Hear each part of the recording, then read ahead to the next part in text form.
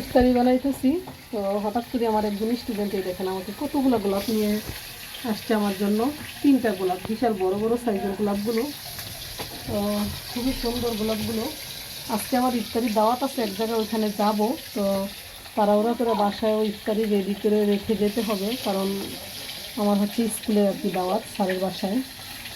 তো হঠাৎ করে দেখে আমার স্টুডেন্ট এই যে গোলাপগুলো নিয়ে আসছে আমার জন্য। অনেক বড় বড় সাইজের গোলাপ। কিছুদিন আগেও মনে হয় এগুলো পার পিস 100-150 টাকা করে বিক্রি হয়েছে মনে হয়। তো কোথায় পাইছে, ওর বাবা নাকি নিয়ে আসছে। তো চিন্তা করলাম গোলাপগুলো এত সুন্দর, মানে ফেলে দিতেও মায়া লাগবে, এগুলো নষ্ট হয়ে যাবে। তো চিন্তা করছি এই গোলাপগুলো দিয়ে কী করা যায় দেখি।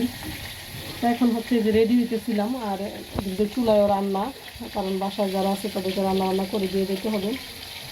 তো এই গোলাপগুলো দিয়ে চিন্তা করছি গোলাপ জল বানাবো, কারণ আমার গোলাপ জল লাগে, প্রচুর গোলাপ জল লাগে। আর এই ছোটো ছোটো বোতল কিন্তু অনেক টাকা দাম নেই। তো চিন্তা করলাম দেখেন অনেকগুলো গোলাপের পাপড়ি হবে এখানে, এই যে দেখেন।